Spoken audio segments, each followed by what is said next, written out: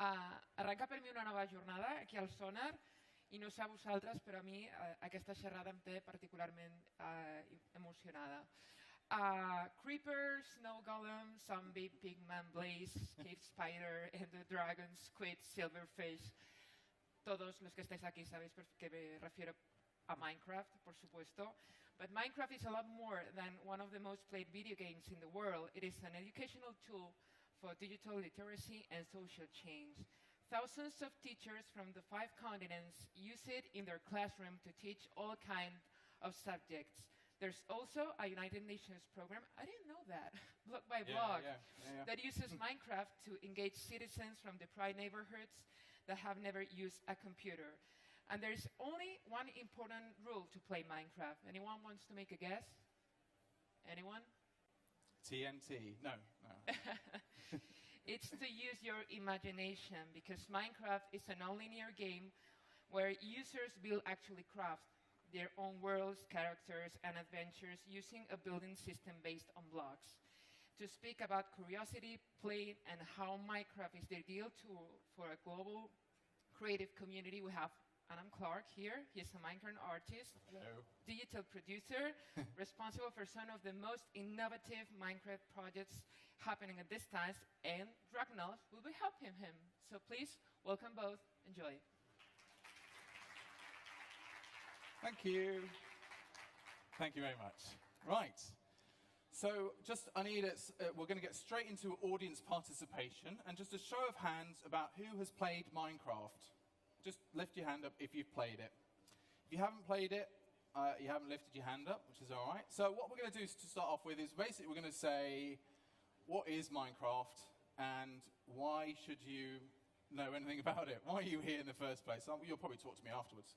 So what I'm going to do is, Dragnos, my good friend here, who is also part of the Minecraft community. He does a lot of the builds, and actually very recently, you might have seen his work if you've watched Microsoft's latest Windows 10 trailer. That was done by Dragnos here. Okay? So together, I do the production of Minecraft maps, and Dragnos often does the hard work, as he's doing now. So what I want to show you right now is behind me on the screen is my childhood home. So this was one of the very first things I made in Minecraft, and what I wanted to do was go back into my childhood and think about how I remembered it. You know, as a sort of 40-year-old man thinking back to my childhood, I thought, can I remember what it was like? And this actually formed the basis of a workshop that I do with children and with older people. We call it an intergenerational project. So young people learn some skills about how to ask questions to an older generation, their aunts, uncles, grandparents, or even parents. And they say to them, where did you live? What was your house like? What did it look like? How big was it? And so the kids ask the parents or the grandparents these questions, and then based on their answers, the children can go away on their iPad or on their PC Minecraft and rebuild the whole thing in Minecraft, and then take that back to their parents and they have a conversation. So this is about bridging the gap between generations. So the children feel that Minecraft is an authentic space for them to learn and live in and collaborate in. We must not forget what Minecraft is. As you can see behind me, there's Wizard Key, and that's my character in Minecraft. So I play a wizard. He loves flamboyant clothes. He likes other things. You know, he likes mushroom stew. And he's quite a character. So here he is walking around. I think that's my. Oh, that is my room. This is my room where I. Oh no, that's my mum's room. Mum and dad's room. Double bed. Yeah. So that's where I grew up. So what I'm going to do today is I'm going to show you a variety of different projects. I've got a piece of paper here with some scribbles of what I'm going to talk. This is my talk, okay? So I always rely on bits of paper, so don't think everything is particularly digital. So what we're going to do now is I'm going to show you one of my first art projects, the reason I kind of got into being a digital producer, making Minecraft maps, and why it all started for me. So we're going to look at, if we look at the body, yeah. Okay. So there's a bit of video, there's a bit of Minecraft, but a lot of it is basically Minecraft, so we can kind of see how this all works. I'll move over this side so you can see. So one of the first things when I first started playing Minecraft, I was an early adopter, and most people were. Minecraft wasn't played by millions of children when it first started. It was mainly played by a lot of geeks and nerds. Okay, and we thought Minecraft was excellent, and we watched it on YouTube, and we were part of the YouTube generation of people kind of interacting with it. One of the first things that I did was I wanted to create something different, something special in Minecraft. And I was interested in the human body. So I am a practicing artist anyway. I like drawing and painting, and I like sculptural things. And then Minecraft came along, and I had already been investing a lot of time in Second Life. But Second Life has probably still has, to be honest with you, a lot of problems. A lot of problems for me was that I have massive pectoral muscles, and the characters I had a problem with.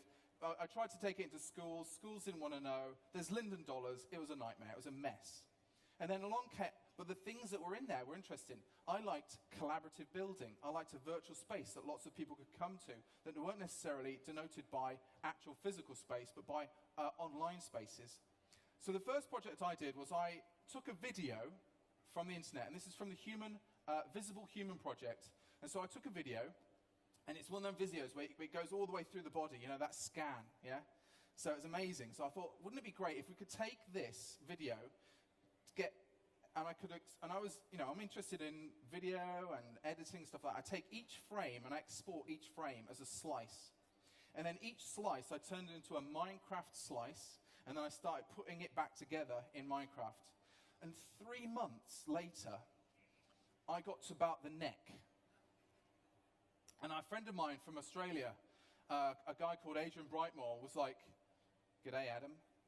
Mate, how you doing?" So I started talking to him, and he writes code for something called MC Edit.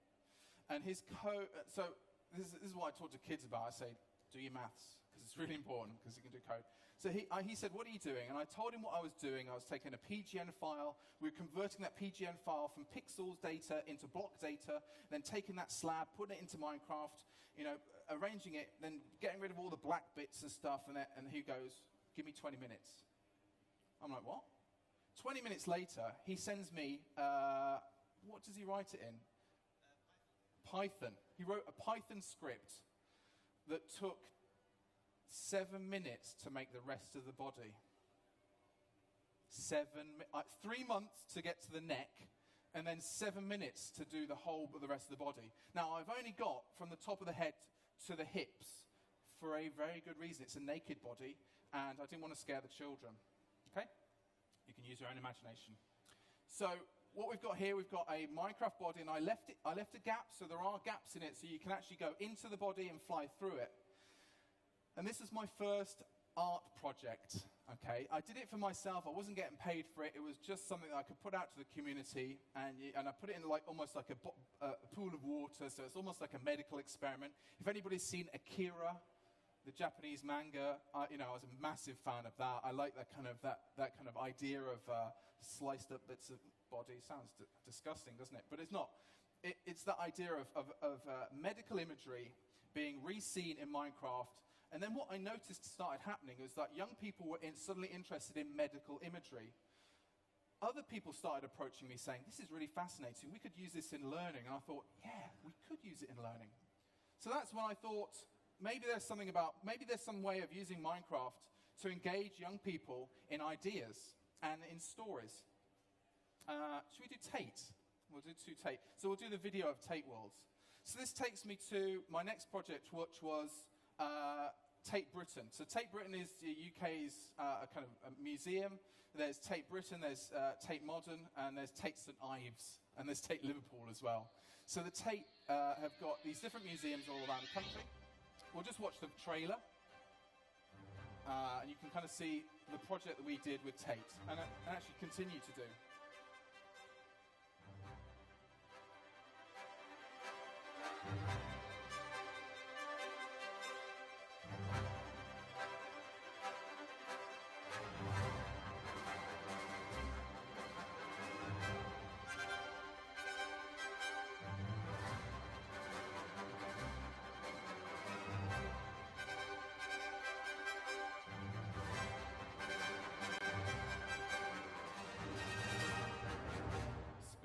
at the end.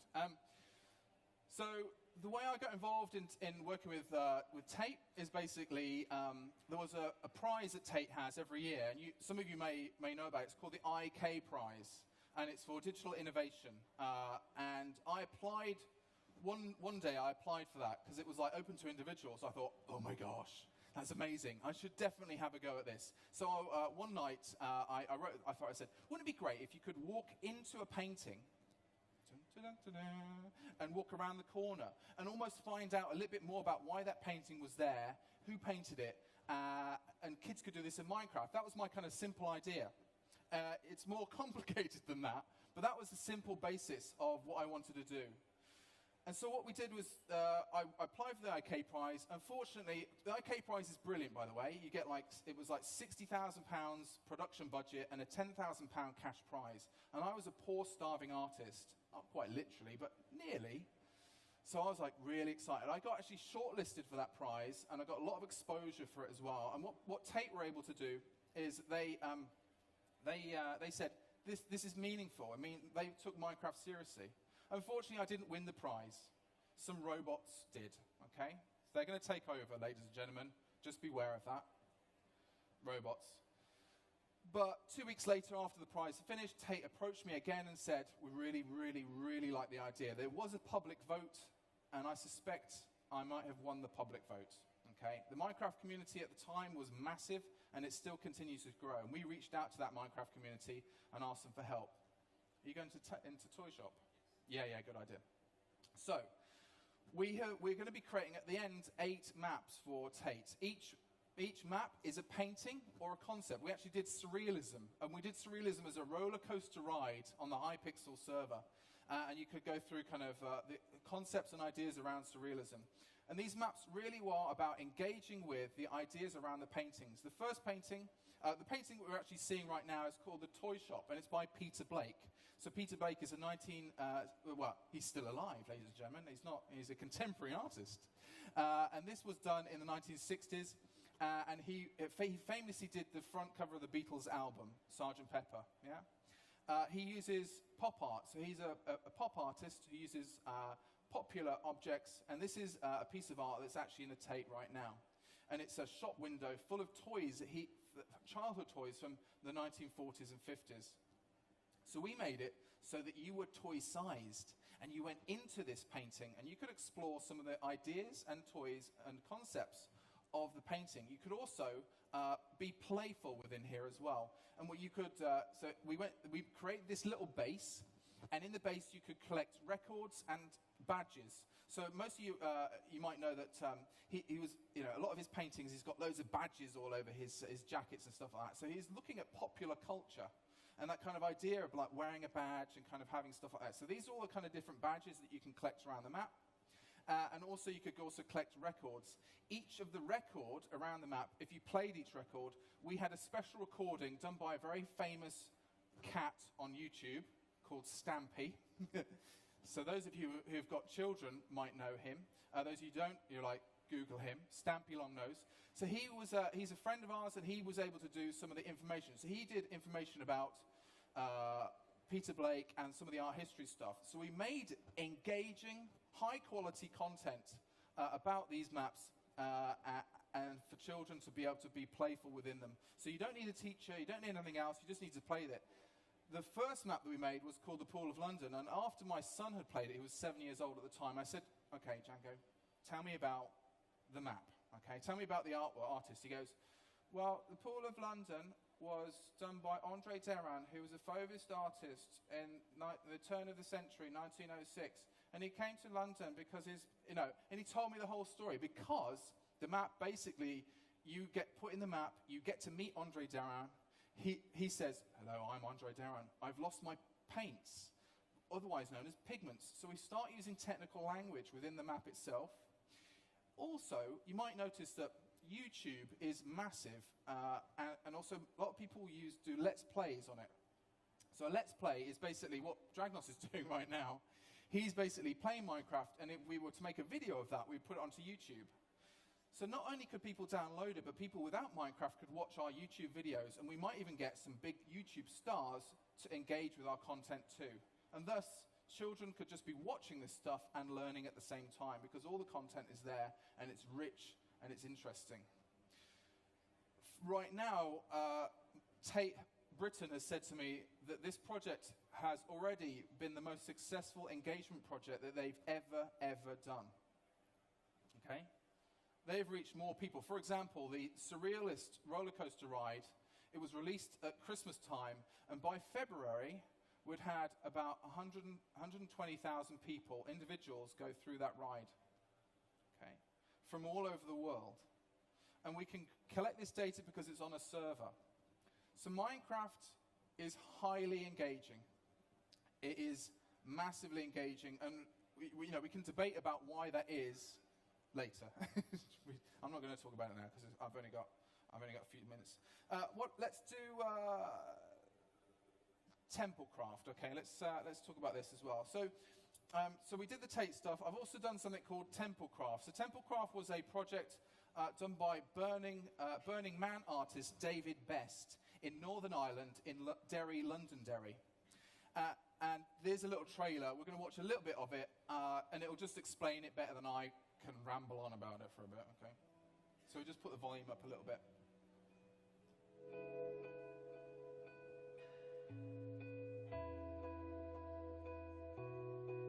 I think that Artichoke's commitment is always to the real life experience, the idea of bringing thousands of people together to enjoy one thing in one place simultaneously.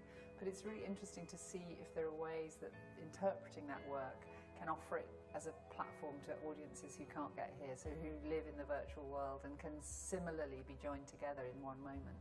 So the project of Templecraft, the way the Templecraft has been sort of designed is to look at the actual temple on the hill and to try and emulate it.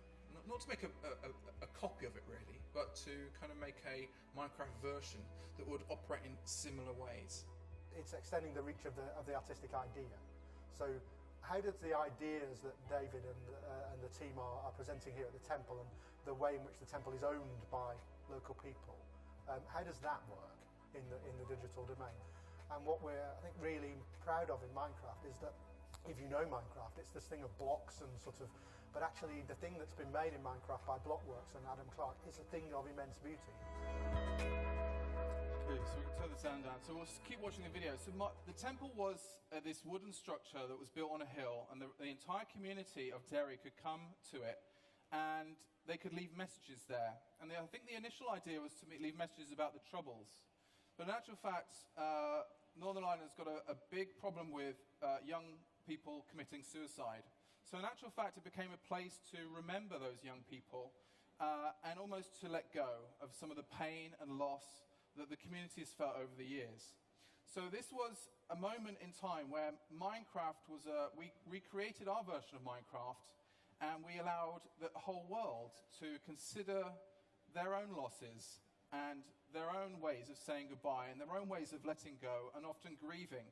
And we took Minecraft seriously. So we created this space where people could go in and leave messages inside of our Minecraft temple. And then at the end of the week, not only in the real temple, but our temple as well, we burnt them down. So in Burning Man, what happens, and in Derry, what happens, they build this big structure, people leave messages inside of it, write things inside of it, and then the whole thing is set alight and burns down. And we burnt down our structure a couple of hours before the real structure was burnt down in Derry. And there's a kind of a communal letting go and a way of kind of engaging with your grief. And I'll talk about grief right at the end as well. I'll leave on a sad note, but what I want to do now, because we've only I want to do about 10 more minutes, and then we're going to have Q&As. Hopefully, I'm giving you a bit of warning now, there is going to be a Q&A. So do think, prepare something, all right? Don't just sit there thinking, I haven't got a clue, because I can talk, all right? I can talk for the whole world. Let's go and do Wonder Quest. So, yeah, we'll do the Wonder Quest show, and I'll. So this is. So I was lucky enough. I don't know. Does anybody know who Stampy is? One. Great. Right. Well done you. So Stampy is this guy here. Let's run the video. We'll see about what we're going to do. Okay, go for it. You can turn it up. You're here. Hello, this is Stampy, and welcome to my new No, keep going. Wonder Quest. Get ready for exciting adventures as I team up with my new friend, the Wizard Keen, to save the town of Wonderburg from the evil Wizard Keenus. Our adventures are filled with action, comedy. The only thing that doesn't hurt is my head. Ow, now everything hurts. Cake. Now take another bite. Okay. Aha! Bricks. Well, can't say we didn't warn them. And of course, Barnaby. And if you're looking for something a little more animated, check out I Wonder. In this show, Keen and I get to explore the world in all sorts of new ways. It's the first fully animated version of me. It's just right. Please subscribe to the channel so you don't miss a single episode. And remember, always keep wondering!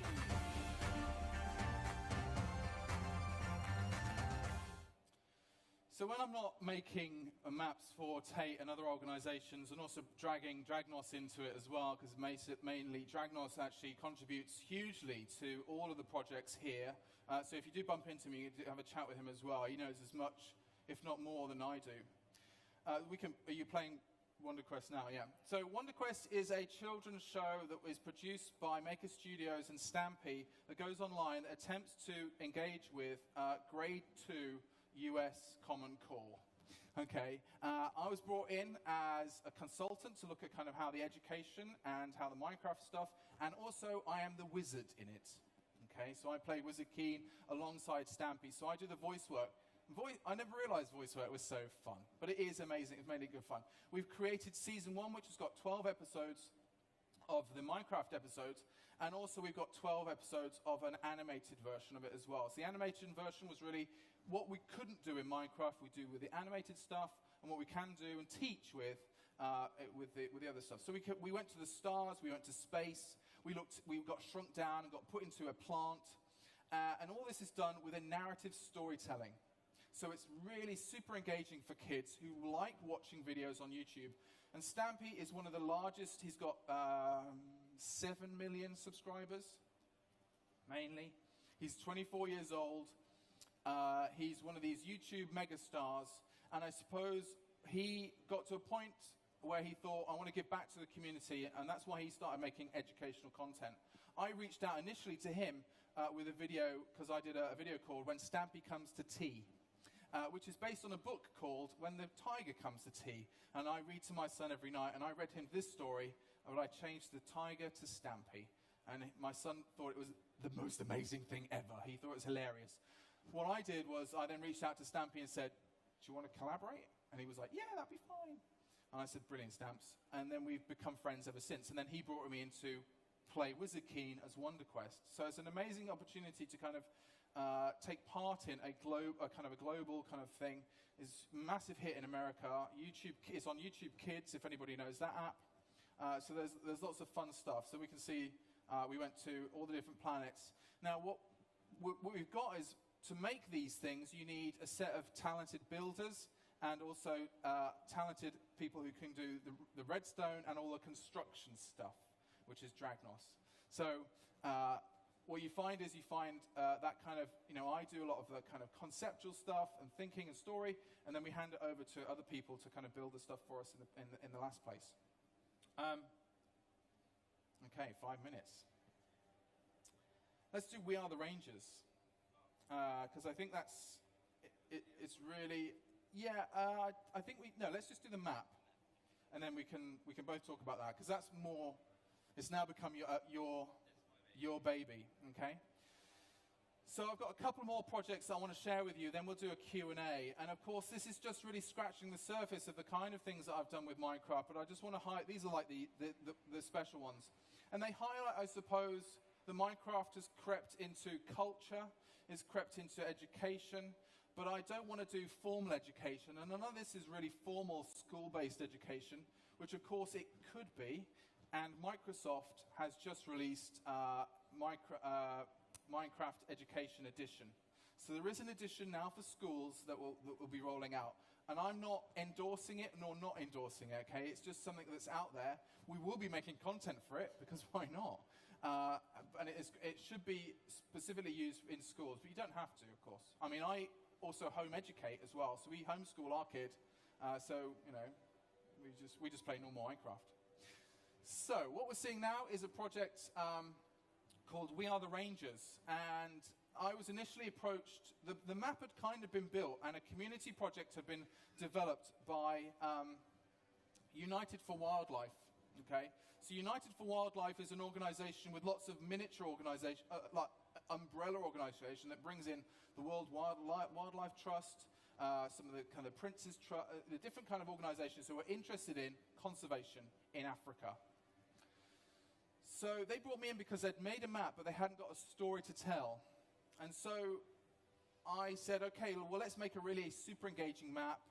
And so we got Mount Kilimanjaro there, and I started to devise some little mini games that would help people understand what the rangers do in Africa, how they help conservation, and basically, you know, how the whole conservation ecosystem works and why it's important, and also to raise awareness. So this was a major awareness-raising project. And I brought Dragnos in, and we've had two maps. So the first map we kind of made a little kind of what would you call it? A quest. They're a mini quest. So you can go up to rangers, and they'll give you quests to help go find an elephant that's stuck in a hole. And all these stories actually come from real life stories.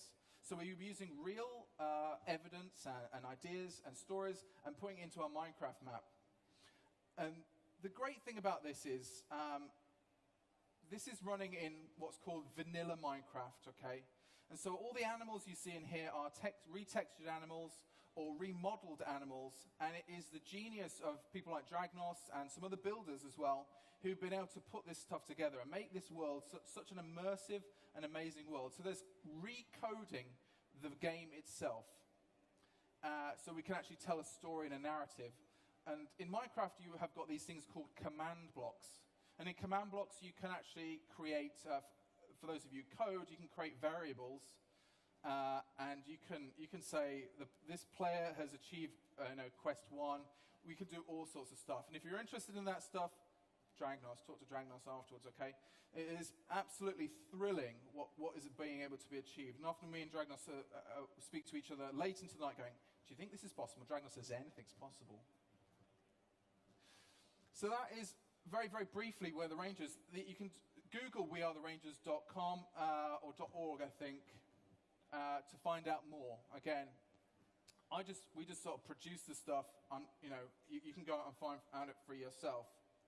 I've got a couple more minutes left, so what I'm going to do is I'm going to go to my last project. So we'll just play the video on that, I think. Yeah. Okay, so the last project that I want to share with you today is called My Mother's House. So early last year, or middle of last year, my wife is a poet, and I'll just report that. My wife is a poet, so I'm like visual arts, she's a writer, and the writing platform is an organization that gives bursaries out to writers to help them engage with new ways of writing. So they did one which was like digital writing. So we put a proposal in to do Minecraft and poetry, okay? And so we got some money put aside so we didn't have to work in real jobs, which is always a blessing. So we didn't work in real jobs. We experimented and played with Minecraft and poetry. But at the same time, what was happening in our real life? So my wife's Victoria is her name, or Vic. She writes about things that are happening. So her poetry is always concerned about with what has happened to her, and kind of, she doesn't do pastoral, she doesn't like write about the hills or anything like that. She writes about personal stuff. So it's sometimes quite difficult personal stuff. So, and that always comes out of her poetry, okay? So we were thinking, is it for children? So we had these kind of ideas about, where do we place it? Because Minecraft is like a kid's game, but we don't want to take it too seriously, or do we? Then Vic's mum got diagnosed with cancer, a fairly serious cancer that was going to kill her. And actually, she passed away just this Christmas. And last year, the last 3 months, we were looking after her mother and the family and stuff like that. But before then, we did this project. And this project was sort of, we had these months of doing this stuff, and Vic's poetry started to be concerned with her mum and the kind of the grief, and also we had an 8-year-old boy as well, and we were trying to tell him what was going on with Vic's mum, and why was she was getting slowly more ill and poorly and stuff like that. And we finally thought, let's just do it in Minecraft. Okay, let's see if this video game can cope with a serious subject, and we'll try and do a poem and a Minecraft build together. So what I'm going to do is I'm going to just play the final excerpt. Now what you're going to see in here is everything that you see and hear, or the audio, is inside of Minecraft. We are able to put custom audio sounds that are triggered inside of Minecraft experiences. So we can make a whole conceptual Minecraft experience that you walk through and you get the poem delivered to you as well. And this is just, the whole thing is downloadable and accessible for people to play with. I'll just also make a note that this project helped us talk to our son about why his nana how she was gonna die, and what that process that occurred. So it was actually for us super helpful in being able to communicate and talk about our feelings and let our feelings get out there into the wider world. So let's watch the video.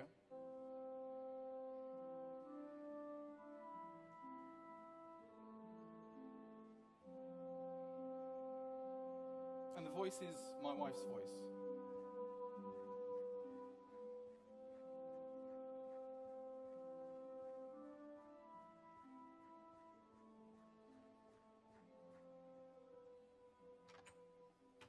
In my mother's house are many rooms, each one to be closed at the end of a life. Hide away, shut out from sight. Close up the curtains, cover the light. This is her leaving, her dreaming good night. Each room to be closed at the end of a life.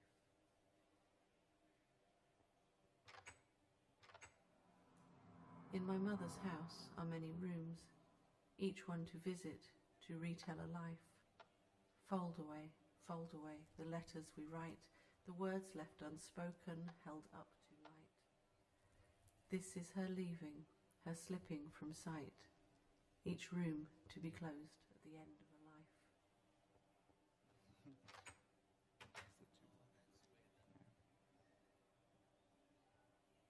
Okay, you can turn the volume down on that and we'll just go through it. So basically, we won't watch the whole thing, but basically what you go through here is you go through different rooms, and in each different room there's a different stanza, and so each stanza, builds up to the kind of final stanza as well. So there's a kind of an artistic integrity in this as well as being a kind of this emotional journey that we're all going through at the same time, and trying to express ourselves with what was going on in our lives. And I think so I'm leaving it, this is the sort of the last thing that we're going to sort of experience and look at, because I want to just stress that Minecraft, although it's a children's video game, if you take it seriously and you apply some serious content with it, it can be a very moving and emotional experience that can be life-changing. And not only with Minecraft, I think video games as a whole, have got immense richness. And just like the novel was, at one point or another, when the novel first appeared in the world, people were like, "Ooh, this is a bit weird." People didn't really, we were used to essays, we used to kind of different dialogues. Video games will become the way we communicate and the way we express ourselves in the future, not only in terms of just gameplay and play, but in terms of being able to express ourselves with immersive content. That maybe we gather from lots of different places. And I just want to stress as well, the source material for a lot of the stuff that we do comes from books, comes from going to art galleries, comes from, it's not derivative, okay? We try and not make derivative work. We try and find real source material and use arts practices to create our projects we kind of do anyway. So we use an art school method of creating our projects, which I think is really valuable within education. So, that just about finishes what my little chat to you is all about. So remember that time when I said, have you got any Q&A and stuff like that? We've got a microphone over there, so we can hear you nice and loud. And now it gives over to you for an opportunity to sort of ask me questions, and Dragnos questions as well, if you want.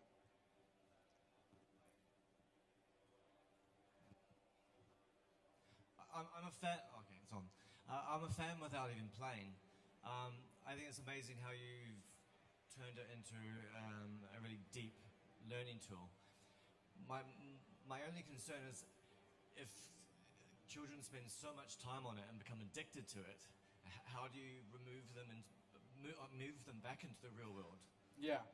So I totally, we hear this word addiction quite a lot, especially with video games and especially with Minecraft. And I used to smoke because I was addicted to smoking. I was addicted to the nicotine. Luckily, Minecraft doesn't have nicotine in it. But what does it have in it that they seem to be addicted to? And I think the answer is it's an opportunity. Children often have an opportunity to play unrestricted in a creative environment where they are in charge and it's authentic for them. Why would they want to come out of that? No, I totally agree with you. This is about screen time, yeah? This is about having a broad range of things to feed your soul, if you like, if you want to call it that. So I agree with you. I think it's not only Minecraft, but it's all sorts of stuff. What I want to do is I want to inspire people, not only to make cool stuff in Minecraft, but to make cool stuff anyway. I paint and draw regularly. I use pieces of paper regularly. And I think the only way you can make super creative stuff is if you fill your cup up, yeah, with interesting stuff. So whenever I talk to kids, I say, go to museums, start reading books, because these books can inform, if you want to make stuff like this, make stuff like this, but don't copy somebody else. You might start off copying people, but look to architecture. Look to what's interesting you in the greater world. So basically, we can use this as an engagement tool to engage with the greater into the world at large. This November, I'm going to Kentucky because me, my wife, and my child have been given an artistic opportunity to live in a forest for 2 months. And we're going to remap the forest in Minecraft and write poems and stories and tell narrative tales and weave them through that, and also invite the rest of the world on a server to do that with us. So what we hope to do in that is to touch the earth, the real earth, and to think about the stories and the people around us, and also express it in Minecraft. So for Minecraft for us is really almost like a clay, a medium in itself that we can express and share with the rest of the world. It's like film, yeah? Luckily, film has a beginning and an ending. The thing with Minecraft is that it doesn't have an ending. It is continuous. So we have to learn some skills about how we unplug. And those skills are brand new to us, all of us, if we, because basically a lot of people, myself included, really find it difficult to turn off. Because we're just, we're always attached to a screen. And I think the attachment to screens isn't just applied to Minecraft, it's applied to everything. Facebook, Twitter, all these different things. And I think it is an issue, but I think it's an issue that we can, as loads of educators, we can share and try and solve. Good question, though. Thank you. Oh, yeah. Yeah, go for it.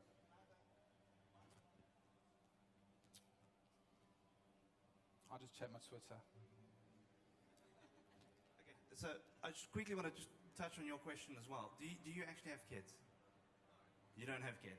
Who's got kids that plays Minecraft? Who has seen your kids playing Minecraft for hours and hours and hours, stop, go outside, and play more? So it is an issue. It is an addictive game, but you will see it actually rolls over into the real world. You'll see that they now, yes, it's addictive, but they make friends, they go outside with their friends, your point is completely valid, but I think it's a bit of a hype. I mean, we're all addicted to all these things, but, we are absolutely, but are you scared for yourself? Absolutely. The thing is, the same with us. We spent hours and hours and hours on this, but then we met. We made a living out of it. We go outside. We take our inspiration from the outside world to do it inside the world. So you're absolutely correct. There is a concern, but if you balance it correctly, it's incredibly powerful. Yeah, I think that's the kind of the takeaway is balance. Not only with, I mean, and we're in a digital festival. The digital, one day we won't have the word digital. Yeah, it'll be so ubiquitous that we just say it's a festival about art, and art will be this stuff. Yeah, we'll take it seriously. At the moment, we'll still say analog and digital, but those two, the weight of those two things, I think, for me anyway, there's no difference. Yeah, I also hate the word virtual reality. It is reality. Okay, it's just a different one. Okay, when it's a different reality. It's not a virtual. It's got baggage, and I want to get away from that baggage. Because there is different values to these two spaces that we occupy. Any other questions, ladies and gentlemen, boys and girls? Yeah, thank you very much. It's just mind-blowing. I have a question. You recreate content, enrich. It's great. I haven't played Minecraft, so I don't know.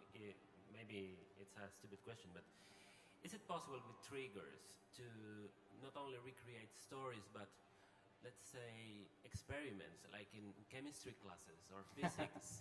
Yeah, and the reason we laugh is because that's exactly what we did. In the first map that we did, we actually looked at one of the pigments that André Derain created was Prussian blue.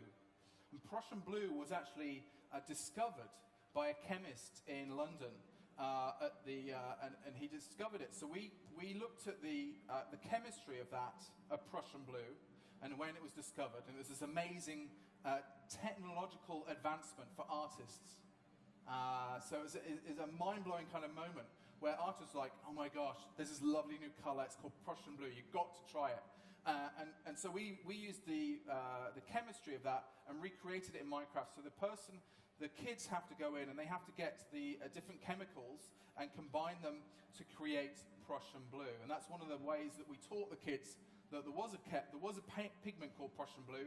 It was discovered at a particular time in history, and it contained some chemistry. Absolutely, and I mean, we also made it fun. I mean, yeah, we made it fun. So they had a recipe they had to follow. If they didn't follow the recipe, it blew up. Okay, it blew up, it blew them up, or they would turn green, or they went invisible. We had random effects that if they didn't follow the recipe as it was, that kind of happened. Yeah. Wonder Quest is, to also go back to your question, Wonder Quest is the best way to illustrate what you're asking, because they asked me to do things like, oh, we're going to do the water cycle. Can we recreate that in Minecraft? So by me recreating it and then showing kids how to recreate it, they understood the physics behind it. Not just, oh, okay, it's water that melts and goes up. They actually physically understood the concepts behind it, not just being book taught, because they themselves experienced and recreated it. I mean, absolutely, yeah. Yeah, and I mean, a lot of people look at Minecraft and you see blocks, and it's quite low resolution, and a lot of people have problems with that, and that's fine. I know a couple of teachers who are like, it's got angles in, and they're really against right angles, Steiner schools, right? Okay, if you're a Steiner, I understand, I get it. But honestly, it's not a problem. The thing with Minecraft is that and the reason why kids are so engaged with it is because it's unintimidating to them. It's the most unintimidating, accessible game on the planet, just about, okay? The 3-year-olds could pick it up, frighteningly enough, and play with it and enjoy it. Break a block, place a block, break a block, place a block. So it can teach chemistry, it can teach English language, it can teach different languages. I taught my son Latin. We made a Roman villa and labeled everything inside the villa in Latin, and he could go, because he wanted to learn Latin, because he was interested in the Romans and history. And so he came in and he was like, oh yeah, this, Domus, so he was all really cool about that. He loved that kind of stuff. But to make it into a teaching game, most teachers, when you make a scheme of work, you put a lot of stuff in there. You tell a story. Teachers are natural storytellers anyway, I think, as they engage with a simple layer, and then they make that layer more complicated and more complicated as it goes on. And they often use that with storytelling techniques, and we're doing exactly the same inside of Minecraft. Now, and Minecraft isn't exclusive to that, but it's one of the easiest ways of doing it at the moment because it's so pliable. We're kind of allowed to do it, and there's a YouTube and hungry community out there that's really desperate to kind of learn these stuff. And the kids actually understand it. I mean, the kids understand what's going on, even though you guys might have no clue what you saw here. The kids instinctively know what's going on.